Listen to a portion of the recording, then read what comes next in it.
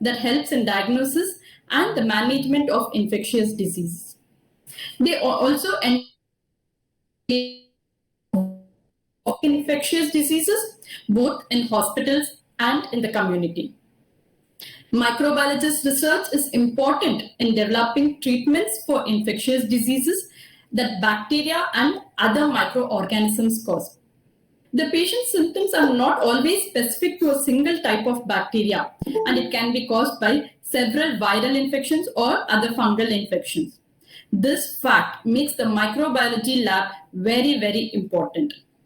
Proper and effective treatment of the infection also requires a proper diagnosis of the pathogen, since different antibiotics are more effective at treating different pathogens. And also, some pathogens may not require medical intervention at all, while others require. So the most common tests which are done in all our labs, let it be a small lab or big lab, is gram stain. It is very important for all our lab professionals to know the best practices in preparation and interpretation of gram stain. So the topic for today's session is best practices in preparation and interpretation of gram stain. To talk over this topic, I request Dr. Rajni ma'am to start the session. She is the head of the Department of Microbiology at the Oxford Medical College. She's been in the same departments and she has more than 20 years of experience in diagnostic and teaching field. She's been more passionate about the same subject and also teaching. She has several publications both at national and at international level. Now I request Dr. Rajni ma'am to take over the session.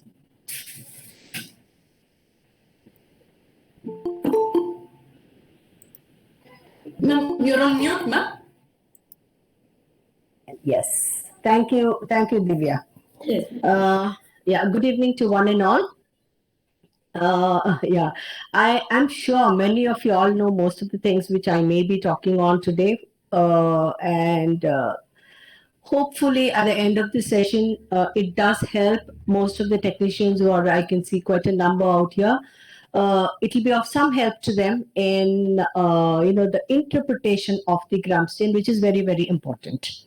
Okay, so I once again thank the Diagnopool team for giving me this wonderful opportunity to start with the topic.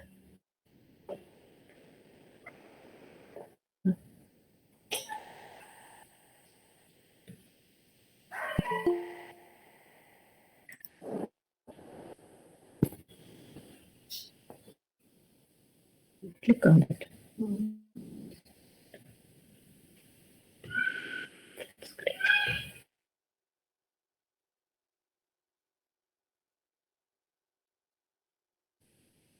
Yeah. Can you all see the screen?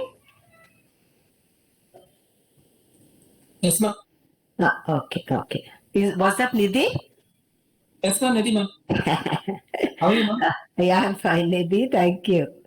So to start with, what are the best practices in preparation and interpretation of the gram stain?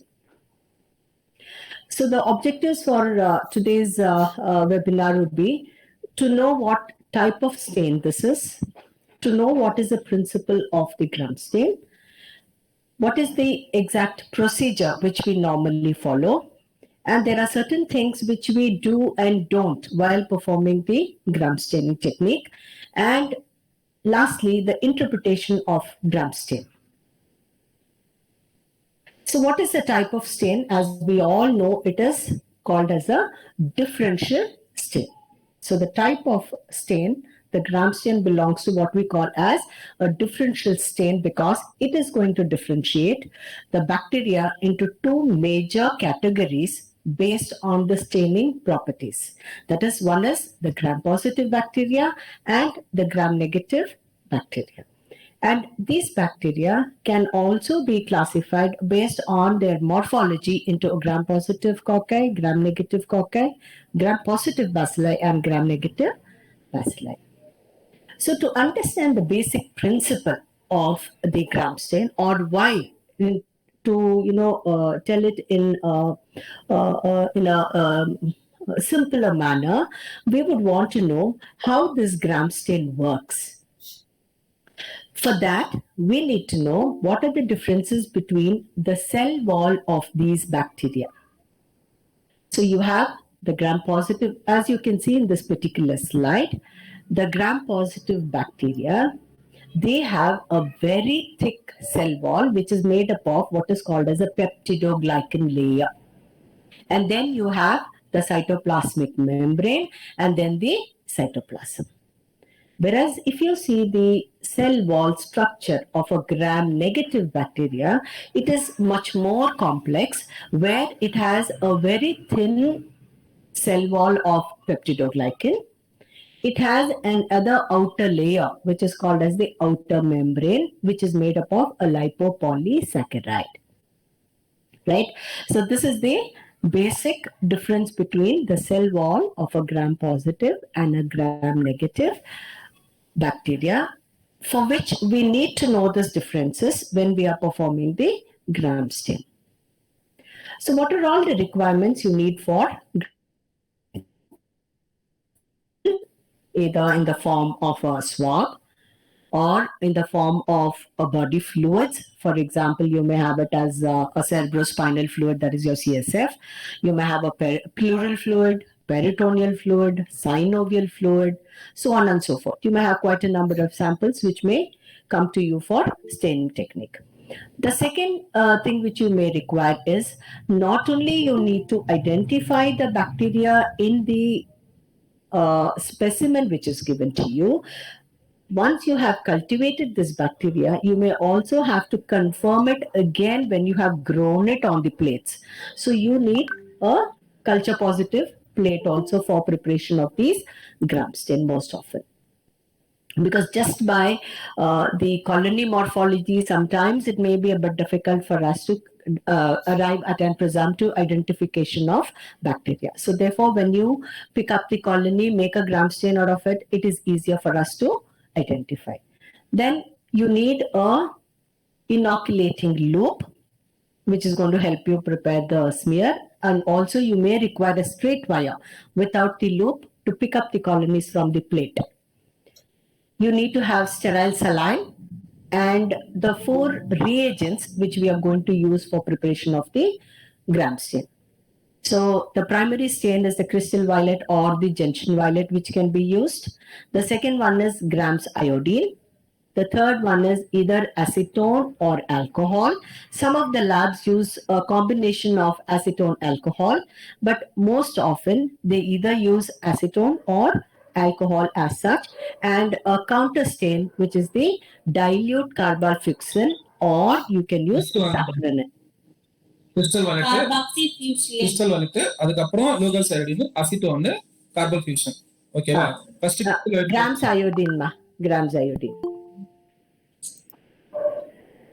Any doubts here, Nidhi? No ma'am. I'll explain my student. Okay ma, okay, yeah. So these are, and you need a slide which is grease free. So you need to make sure that your slide is clean and dry before you make the smear. And before you even start the preparation of the smear, first and foremost important thing is labeling of your slide. Pick one sample at one go, because if you have about 10 samples or specimens with you, you make sure that you mark them properly with the lab numbers which you may give. That varies between lab to lab, and you need to label it on the slide, as you can see over here. Can you see this number here? One is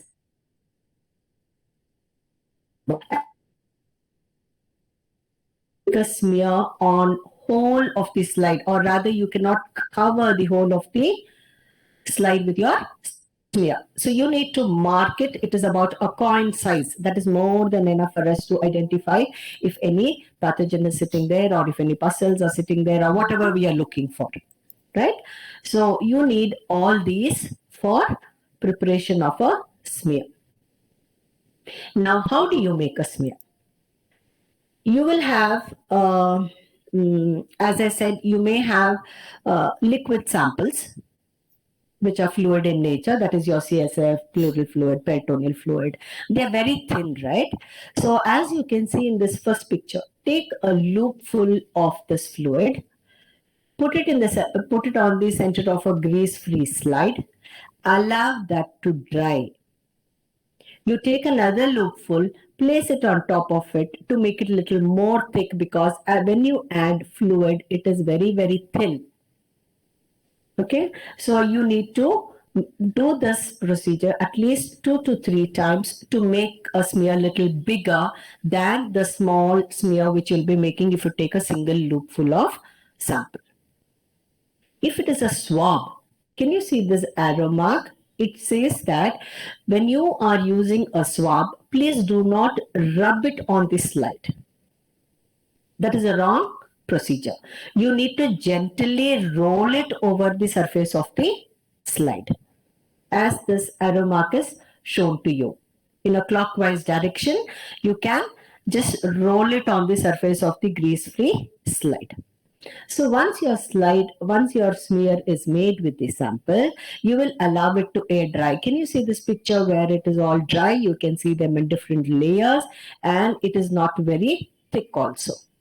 If you see this particular slide, you have the central area which has the sample which we have inoculated. And on either side, you're also seeing 2 more circles here.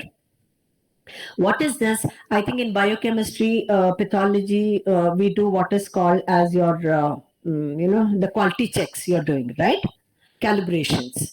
So here there's nothing which we are calibrating, but at least you need to have a quality check of the smear which you have made and the staining procedure which you have done.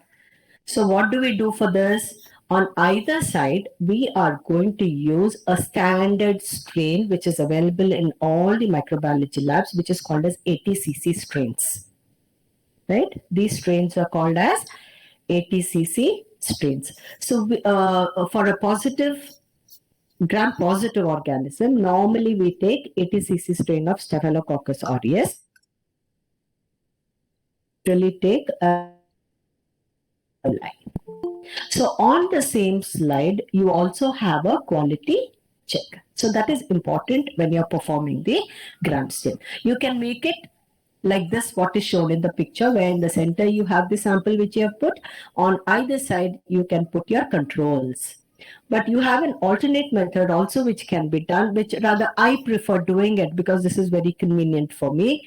I do on one half of the slide, I draw a line like this and I put above a gram-positive ATCC strain and I make a smear of an ATCC strain of gram-negative organism. That is your E. coli and Staphylococcus. So the procedure which you need to follow is you need a staining rack.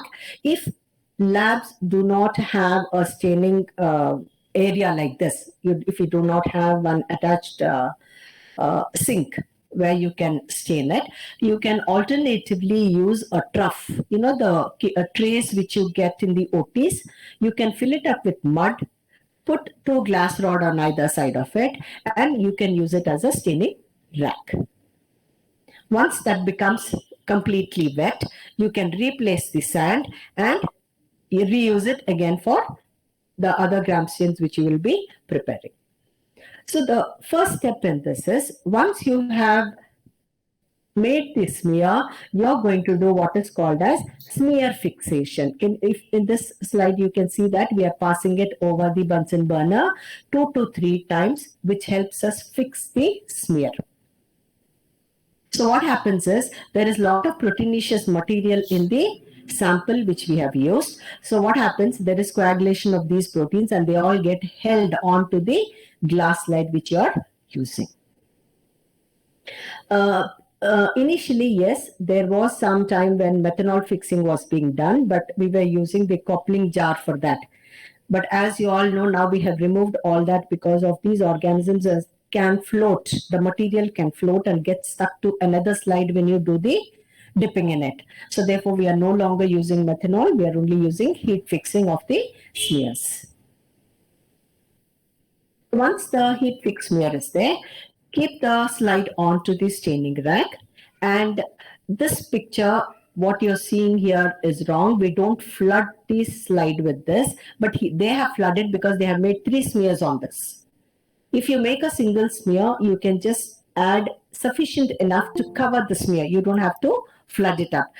And if you're making the smear like how I had shown you in an alternative method, you can just make sure that you're only covering the smear area.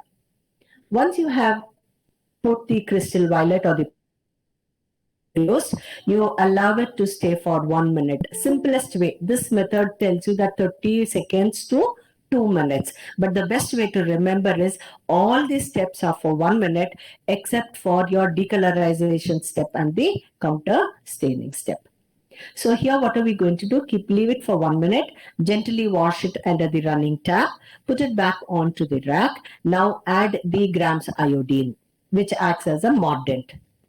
I don't know how many of you all remember what a mordant is, but it is a chemical which is going to allow the fixation of the primary stain in the cell. So once you add this grams iodine, the crystal violet and grams iodine are going to form a bond together. Okay, they form a compound. Crystal violet iodine compound is formed, and this is kept on the slide for 1 minute. Again, gently wash it, and then you're going to use a step of decolorization. Here, the decolorizers which are commonly used is, as I said, acetone or alcohol. The 2 things which you need to remember over here is, if you use acetone as a decolorizer, the technique which you're going to use is flush and wash technique. If you're taking down the notes of this particular talk, please make sure you underline this. When you're using acetone as a decolorizer, you're going to use what is called as flush and wash technique. That means once you have finished with the step of mordanting, that is your iodine, you hold the slide in your hand, make sure the tap is open, then pour the acetone over the smear till that purple color runs out and immediately wash it. Otherwise, if you put it on the slide rack, your staining rack, and then take it out and wash it, it takes a longer time and it gets over decolorized. So therefore, when acetone is used, we are going to use what is called as a flush and wash technique. Whereas if alcohol is used, as you see in the picture, you can keep it on the staining rack, pour the acetone on that, leave it for about 20 seconds to 30 seconds, and then wash it off. And then finally, you will be adding the counter stain, that is your, either you can use dilute carbamazepine or you can use safranin. Either of the 2 can be used. So once this is done, you gently wash it again under water and allow these slides to air dry. Please do not blot them. If you are not experienced, you will tend to remove all the smear from, not find anything when you put it under the microscope. So better is to allow these slides to dry on their own, or rather air dry them. So this is what it will look like. Initially, the organisms will look colorless like this once you have heat fixed it. Then when you add crystal violet, they turn violet. You will add iodine. They will form a compound, that is your primary diiodine compound.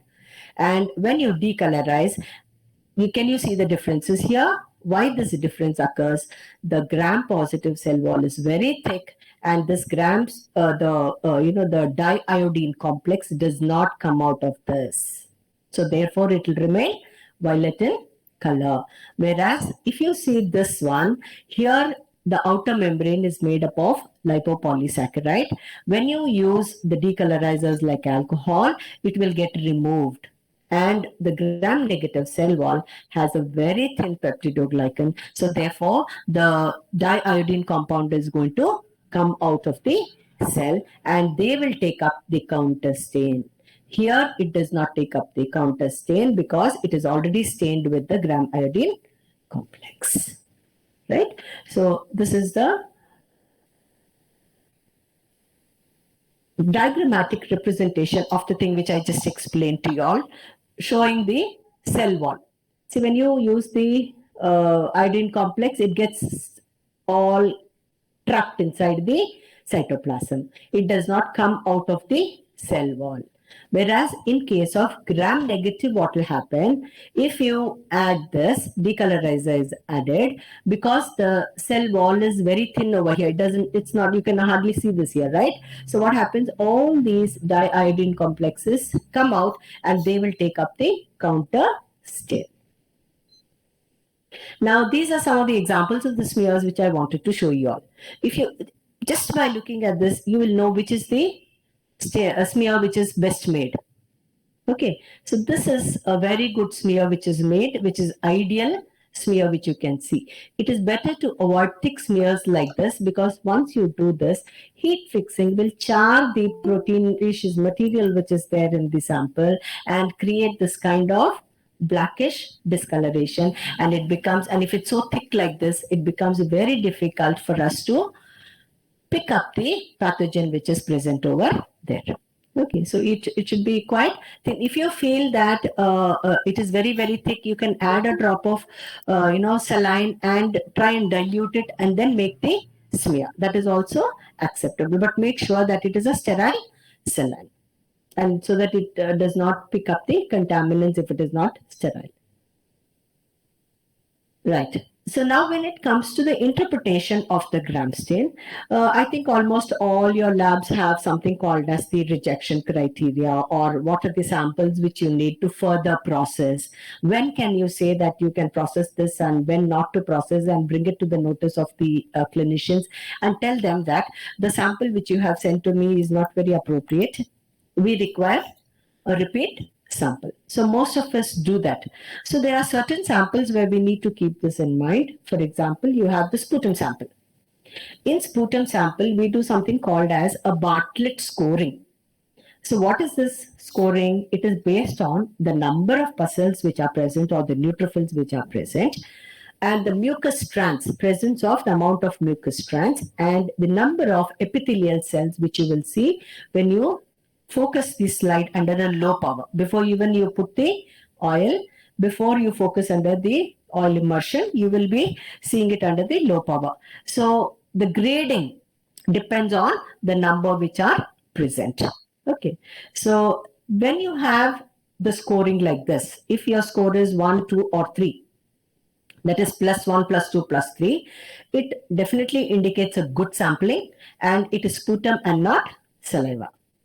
But if you have a scoring which falls less than 0, 0 or less than 0, it indicates that there are large number of epithelial cells and not much of inflammatory cells. So therefore, I would definitely tell the clinician that the sample which was given to us contained saliva and not sputum.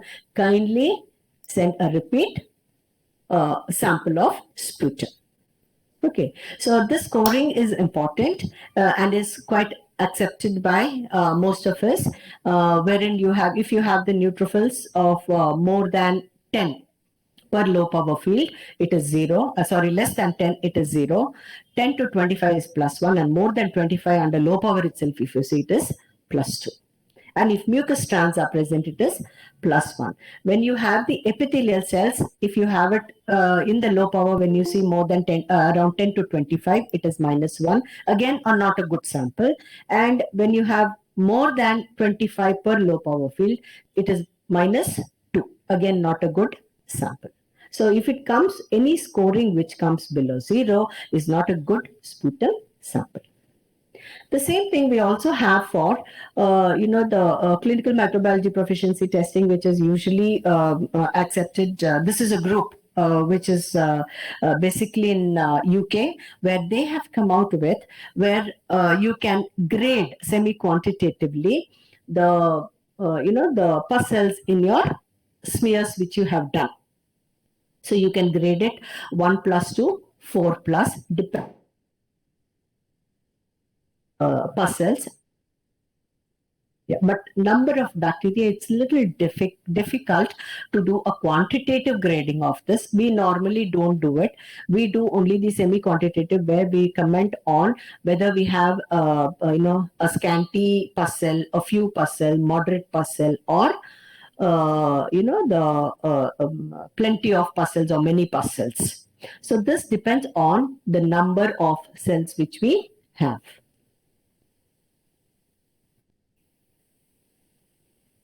And this is, when we talk about this reading is basically based on, you should at least see it in 10 fields, oil immersion fields. These are not under low power, these are under oil immersion fields. But whereas the Bartlett index, which I spoke about in the sputum sample, initially you see it under low power. Whereas pus cells, you're going to see it under oil immersion, that is your 1000 magnification. So this is just to show you all, if you have done a good staining technique, this is how your bacteria will look like. The gram-positive will look violet in color, and your gram-negative will be pink in color.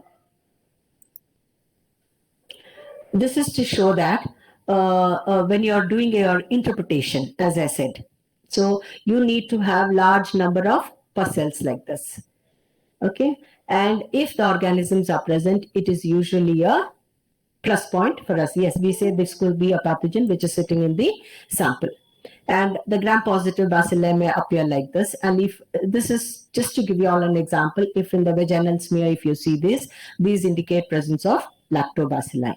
And in this smear, if you see, you have many of them which are in tetrads. Can you see this 4 cocci? Majority of them, and they are slightly larger than your staphylococci. So these are belonging to micrococci, and usually they are not pathogenic in nature. So you can ask for a repeat sample saying probably a superficial swab was given to us. So therefore you're seeing only the colonizers or the skin flora sitting over there.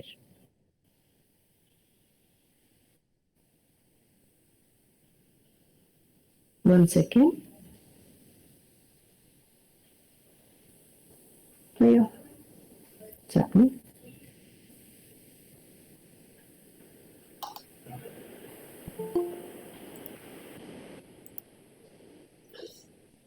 I think those slides are minimized one. That's why that Oh, you can just show this one? Yeah. Can you see it? Yeah. I'll just put it under the thing. If it, yeah, now you can see it. Okay, so not only these structures, not only whether they are gram-positive or gram-negative, you can also pick up in the back.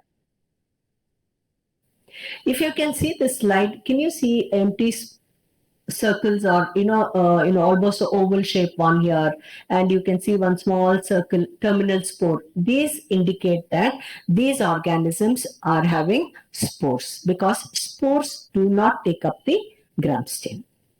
Okay, so you have clear areas within the bacilli, which may be thicker than the bacilli, which indicates they are anaerobes, and which is usually the thing. These are also, see, can you see they are thicker than the contour of the bacilli. So therefore, these are anaerobes. It could be Clostridium, or it could be the Clostridium tetani.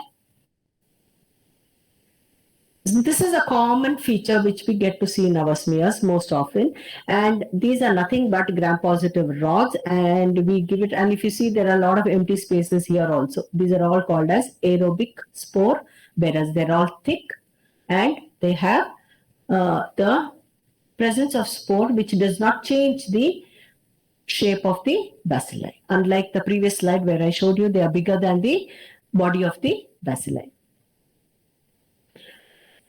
This is just to give you all an understanding that if there are organisms present within the neutrophils, definitely it is a pathogen.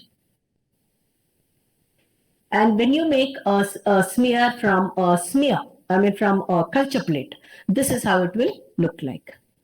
You'll have plenty, and if you have made a very good thin smear from the culture, where you take a drop of saline onto the slide, and with the help of the loop or straight wire, pick up a single colony, because they will have plenty of bacteria in that. You make a smear, air dried, stain it, and this is how it should look like, a monolayer of cells. right? So to summarize on what was told all this time, so what is the type of stain the Gram stain is? It is a differential stain, and the principle of both why they are gram positive and gram negative was told to you all, and it is very important to label all these slides before you even start making the smears.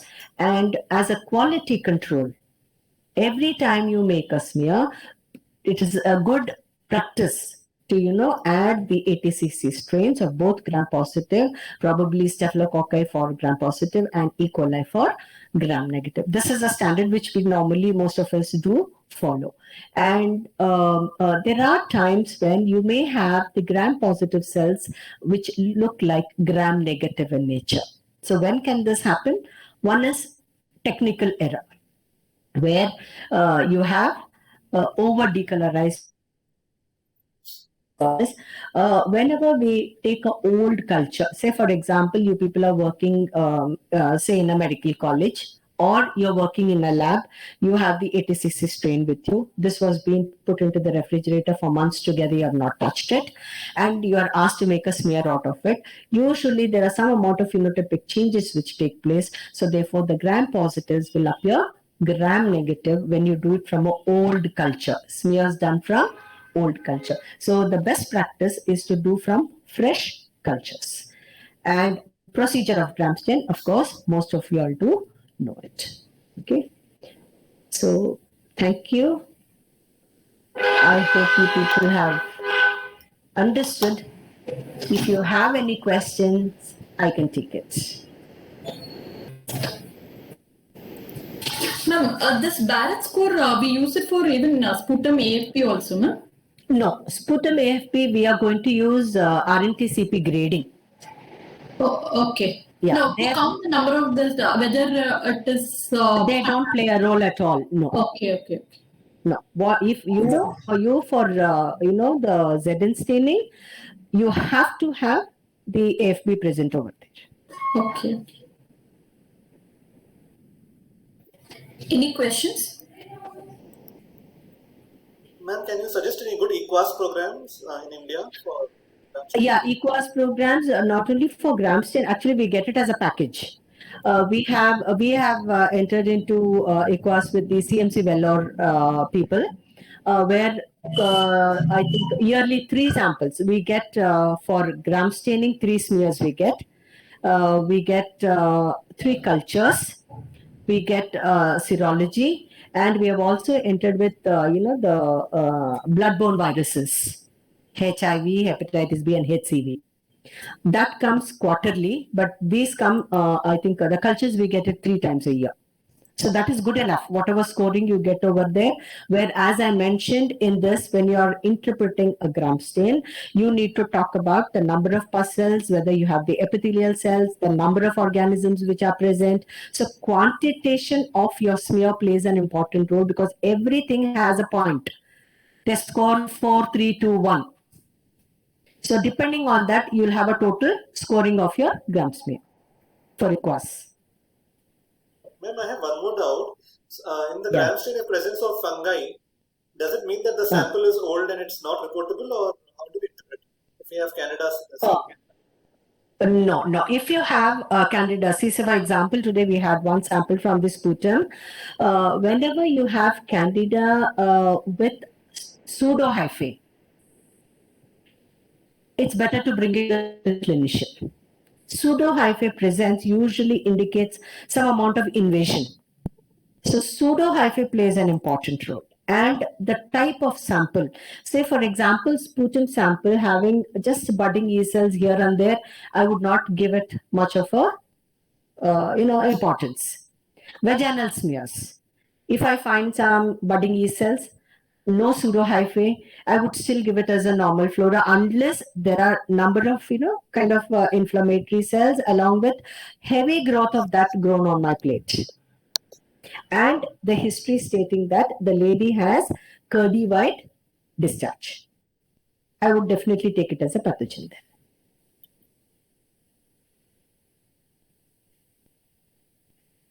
And urine samples. Most often, you have this rejection criteria. Like sputum, I said, if you have anything less than 0 and less than 0, -1, -2, you directly tell the clinician that you can ask them to, send a repeat sample of sputum, right? Similarly, in urine sample also, suppose you have taken a drop of urine, done a gram smear, you don't find any pustules at all, but there are a large number of E. coli sitting over there. I would still not process the sample. I would tell my technicians, please don't process it. Ask them for a repeat mid-stream clean catch urine sample. Because what happens if you do not give correct instructions for collection of sample, they will give the initial part of the urine, wherein it will, when it passes through the distal part of the urethra, it will collect all the flora which is sitting over there, and it comes into your container. So when you perform a gram stain, you are definitely going to see the organisms there. Ma'am, and are normally gram-negative bacilli seen in sputum? Because I don't know. Yes. They are seen. Okay. Yeah. It is a zoo actually. You can see quite a lot because oral flora, if you see, there are plenty. So in sputum sample, if you get E. coli, I would still take it with a pinch of salt, because E. coli is not to be present in the upper part. So, we always take it with a pinch of salt unless the patient is on endotracheal intubation or anything like that. But a normal flora, normal sputum sample, just having a cough for some time, a few days, and then they have come to you with a sputum sample. No, I would not take E. coli as a pathogen there. I would definitely ask for a repeat sample. And statistic-wise, how is it, ma'am? How is the sputum? Like, how many sputums show only gram-positive growth? How many show only gram-negative? How many show mixed pattern? If you ask me, I think 70% of the time or more than that, you have a mixed flora growing on your plates. Very rarely, I'll tell you why, because most often what happens, we get the sample, the patient is already on some antibiotic or the other. So there is definitely a suppression of your pathogen which is supposed to be there. And another thing is in sputum sample which we need to keep, what gives us a clue that the patient could be on antibiotic, I'll tell you. If the patient is already on antibiotic, you will hardly see, even the normal flora may not be visible. They all get knocked out when you put them on antibiotic, especially if it is given for 48 to 72 hours of antibiotic. They give you a sample. If you don't find any organism in that, please don't get panicky. Immediately ask a question if the patient is on antibiotic. Are there any other microbiologists here who would like to add something? Because we are pathologists. Oh, definitely. If anybody would want to. Or any microbiology technicians who would like to add something here. I know Azhar is over here, who's worked here microbiology for a long time. Is Azhar here? Azhar, are you there? I saw him there, yeah. Or anyone else would like to add something? What I feel ma'am, I am in there. Azhar is here, Yes, Azhar.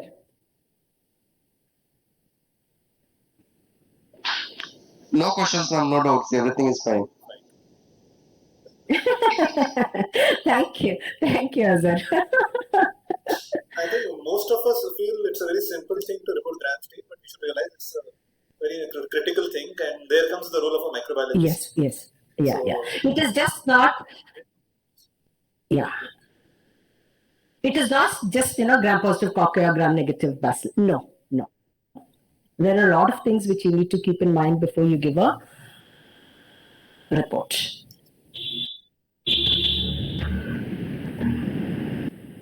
One last question. Any other questions? One last question. What is the indication for a clinician on a sputum culture, sputum gram stain to ask for a culture? Usually, how do they do?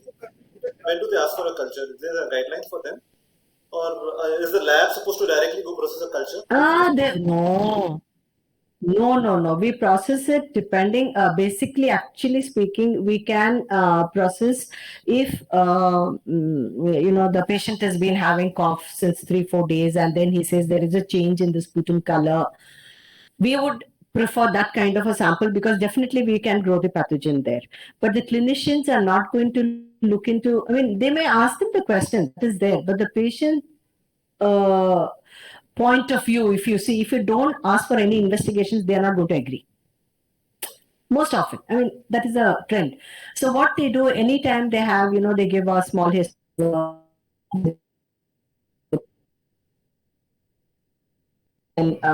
This thing. So that time the clinician is definitely going to send the sputum sample for thing.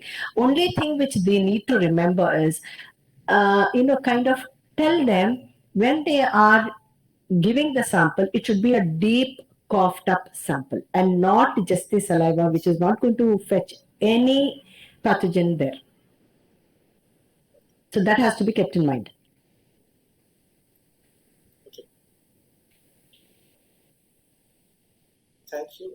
Are there any other questions? Then you can otherwise take it up. Either they've understood everything or they've not understood anything. It was a very patient. Thank you, ma'am. Thank you so much. It was really very nice topic which you have put up in a very simple manner. And actually, all these days we were thinking only gram stain is only gram positive and negative, but we got to learn many things from this session today. I request all other staff to kindly fill up the feedback form. Do I get to know my scoring, Divya? I think you should. Yeah, we want to improve if at all we need to. They do give a feedback. I will share the scoring. Last time, please do. Ujjwal had got a very good score last time as a feedback. So this time because that helps us in improving on where we have gone wrong. All the audience. We would definitely love to have. Kindly fill up the feedback form for the certificate as and well. Please fill it up in a proper way, not to please anybody. You can write the negative comments. It will always help us better. You don't write, you don't help us, we will go on blah blah blah. So please fill it up properly. And also those who require certificate, you can put your names in the chat box. You can enter your names in the chat box. And if anyone needs microbiologist services, you know where to contact them. Yeah, they are welcome. They can give me a call anytime. If I'm free, I'll definitely answer to their queries.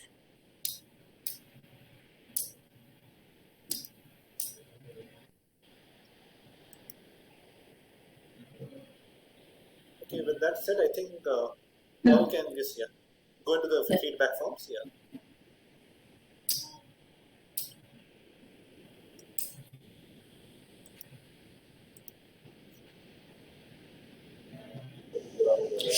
Thank you so much, Zubair sir and Divya ma'am and Rajni ma'am. Within 1 hour, we will learn many things. Thank you so much. Thank you all. Thank you all for coming. Yeah, if I can just end this with one small thing which I had forgotten to tell. Even when you get the swabs from, the pus samples, you always have to keep in mind that if it is a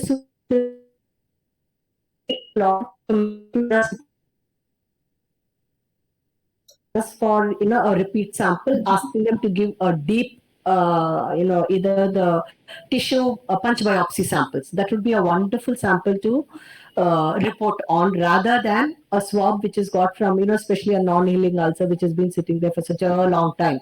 They'll have a lot of colonizers on it.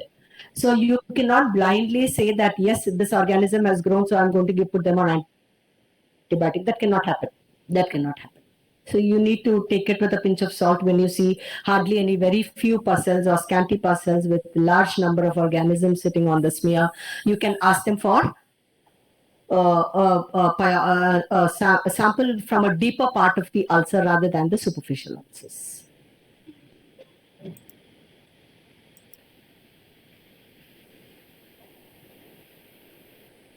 Sure. I see some people have typed their name in the chat box. I request you to please answer the feedback form. You can get your certificate through the feedback form. Right? So that is the correct way.